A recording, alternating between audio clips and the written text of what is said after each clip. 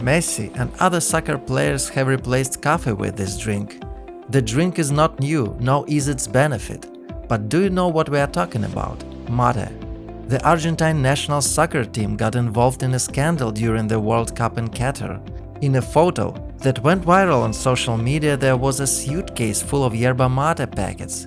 Many then wondered why the Argentinians made such a choice. Have you heard about the benefits of this herb? According to research from the University of Illinois in the USA, mate contains many antioxidants. This drink can bring many health benefits, such as improving athletic performance and reducing the risk of heart disease, which often affects soccer players.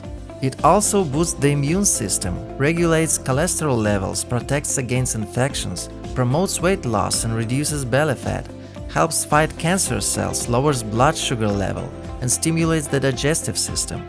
The herb can be prepared and consumed cold or hot, are mixed with natural juices and even milk.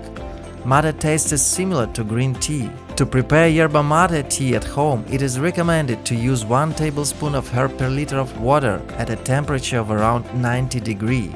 Steeping time is about 5 minutes. This is enough to get a pleasant aroma from the herb without making the drink bitter.